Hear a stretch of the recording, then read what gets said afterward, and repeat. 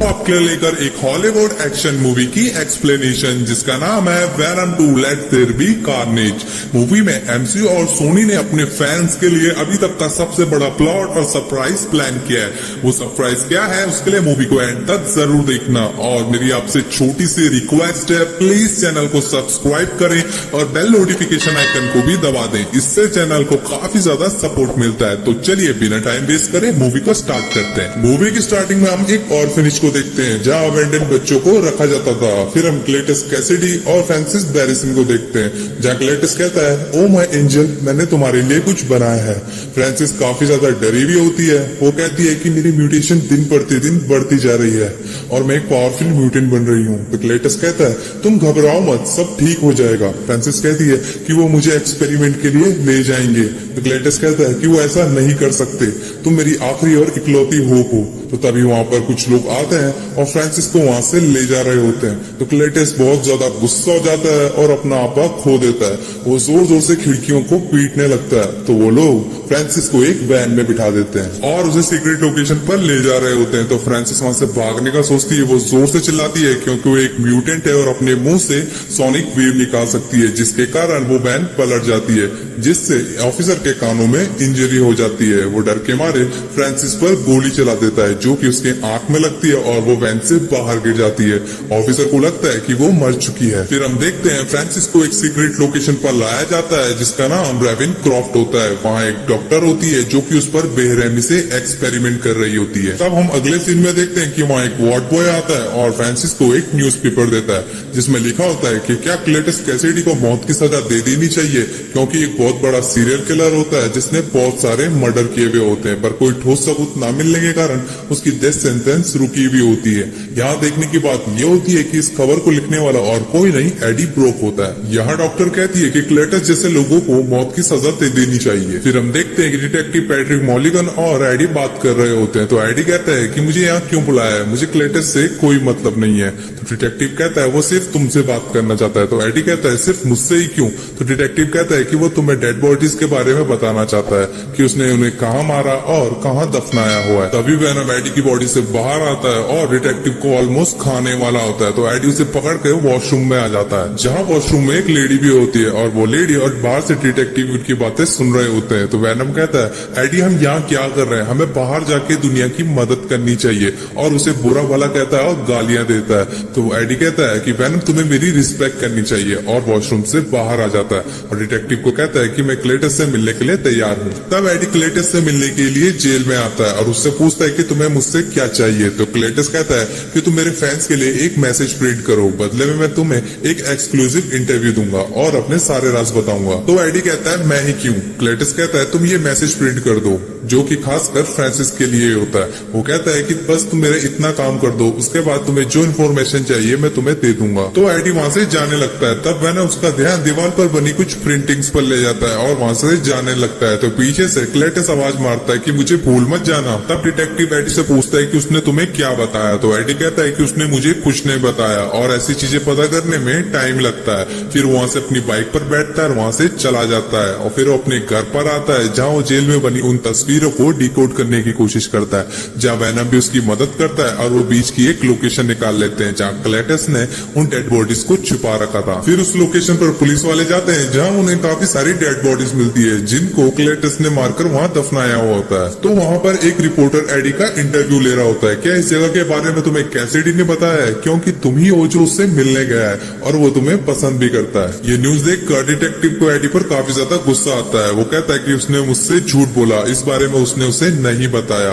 और सबूत मिल जाने के कारण क्लेटस को मौत की सजा हो जाती है। ये न्यूज हर जगह वायरल हो जाती है और फ्रांसिस को भी पता चल जाता है, जिससे कि फ्रांसिस काफी ज्यादा दुखी होती है। क्लेटस कहता है एडी तुमने मुझे धोखा दिया है, इसके लिए सिर्फ तुम ही जिम्मेदार हो। इस न्यूज के वायरल होने से एडी रातों रात फेमस हो जाता है, जहाँ वेनम कहता है कि हम बाहर जाकर बुरे लोगों का खात्मा करते हैं और मैं मुर्गियां खा खाकर बोर हो चुका हूँ, मैं इंसानों को खाने के लिए तरस रहा हूँ। एडी कहता है पहले ही हम क्लेटस के केस में उलझे हुए हैं, अभी किसी शख्स की मौत हो गई और वो गायब हो गया तो FBI का शक हम पर जाएगा और वो हमें पकड़ लेंगे। जहाँ वेनम उसे गाली देने लगता है तो एडी कहता है कि वेनम तुम्हें मुझे थोड़ी रिस्पेक्ट देनी चाहिए। फिर एडी मिसेस चैन से मिलने आता है और वहाँ से एक पोएट्री फार्म जाता है जहाँ वेनम मुर्गियां खाने लगता है। फिर जब वो रास्ते से वापस आ रहे होते हैं तो एक गुंडा एक औरत को लूटने की कोशिश करता है। तो एडी कहता है कि वेनम हम इसमें नहीं पड़ेंगे, पर वेनम उसकी नहीं सुनता और उस आदमी को पकड़ लेता है और उस गुंडे को खाने वाला होता है। तो एडी उसको खाने से मना कर देता है। तो वेनम उसे छोड़ देता है और वहां से जाने लगता है। तभी एडी को एन का कॉल आता है। एन कहती है क्या एडी तुम मुझसे मिलने आ सकते हो? तो एडी कहता है हाँ, और उससे मिलने चला जाता है जहां वो वेनम से मनी मन बातें कर रहा होता है। तो एन कहती है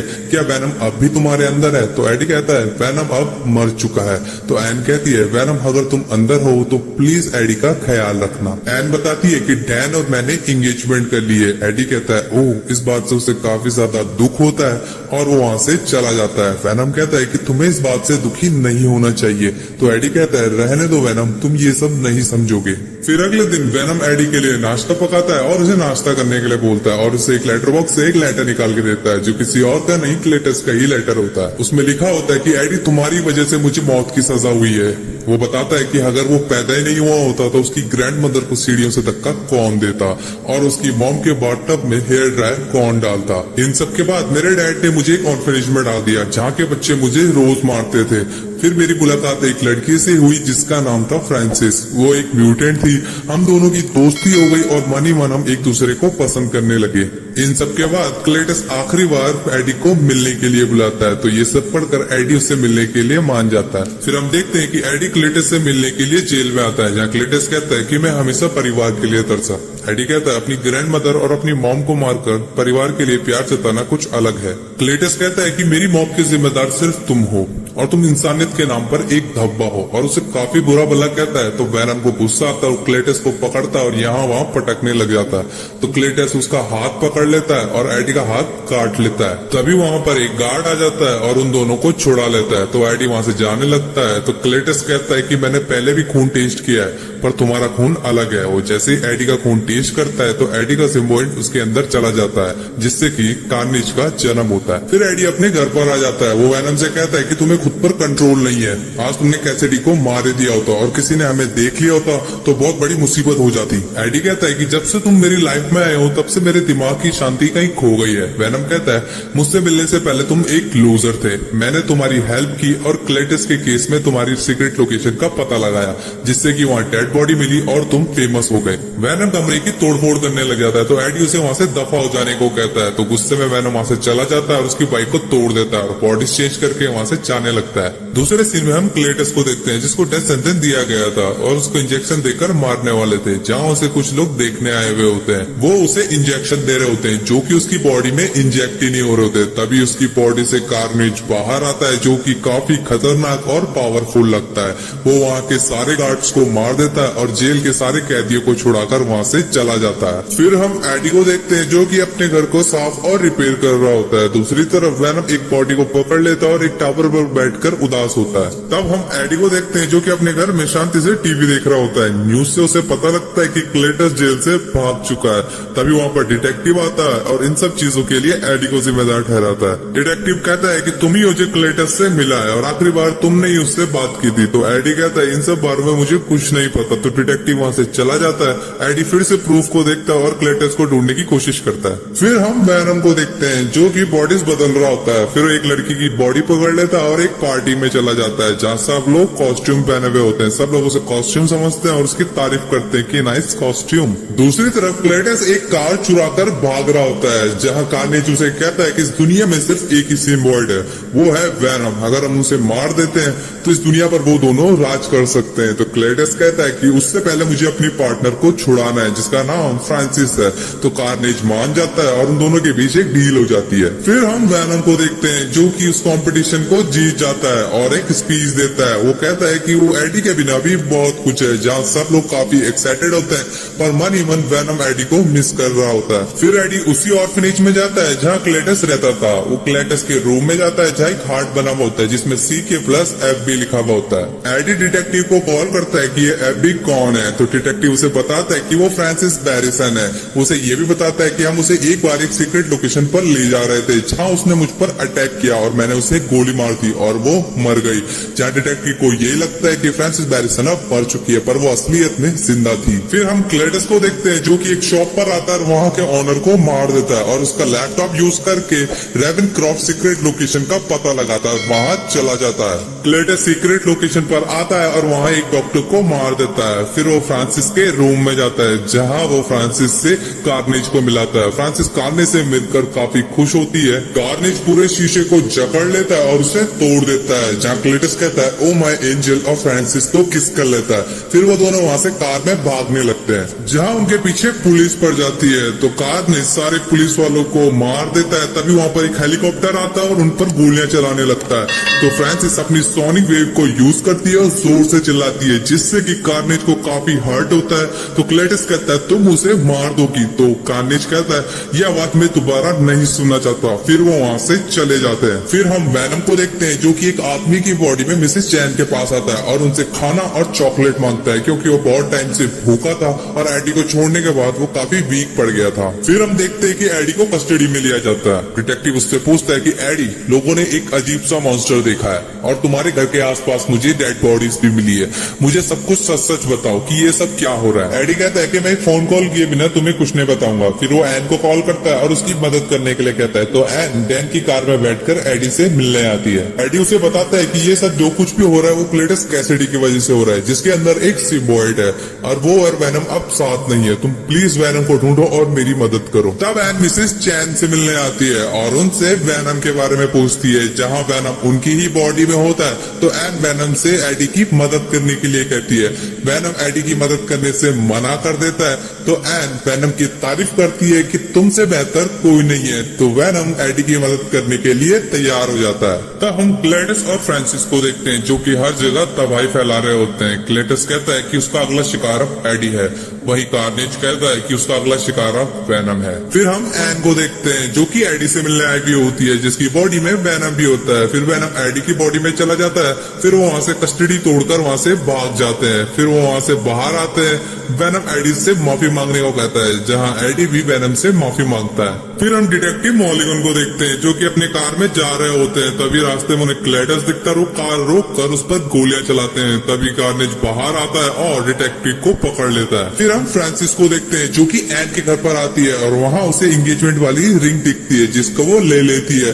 फिर उसे एन की एक तस्वीर दिखती है। वहाँ पर एन आती है और फ्रांसिस उसे किडनैप कर लेती है और डैन को एक लेटर देती है और कहती है कि एडी को हमारी शादी में आने के लिए जरूर कहना। तब डैन एडी को कॉल करता है और उसे बताता है कि उन्होंने एन को किडनैप कर लिया और उसे कैथेड्रल का लोकेशन देता है। फिर हम एक कैथेड्रल को देखते हैं जहाँ क्लेटस और फ्रांसिस शादी कर रहे होते हैं। तभी वहाँ पर वैनम आता है और बोलता है कि एन कहाँ है। तभी कार्नेज बाहर आता है, जिसको देखकर वैनम डर जाता है और अंदर छुप जाता है। एडी कहता है कि वैनम तुम्हें क्या हुआ, जहाँ वैनम बताता है कि वो रेड वन है और वो बहुत पावरफुल होते हैं। जहाँ एडी कहता है कि तुम यहाँ सारे इंसानों को खा सकते हो। वैनम कहता है प्रॉमिस। तो एडी कहता है कि प्रॉमिस, अब बाहर आओ। तभी वैनम बाहर आता है और कार्नेज पर अटैक कर देता है। कार्नेज वैनम पे अपने स्पाइक्स फेंकता है और वैनम उनसे बच रहा होता है। तो फ्रांसिस जोर से चिल्लाती है, जिससे कि सोनिक वेव निकलती है और वैनम के साथ साथ कार्नेज भी हर्ट हो रहा होता है। तो कार्नेज फ्रांसिस को जोर से मारता है और कहता है कि अपना मुंह बंद रखो। और कार्नेज और वैनम की फाइट हो जाती है। वो एक दूसरे को मारने लगते हैं। तो फ्रांसिस डिटेक्टिव को मार रही होती है।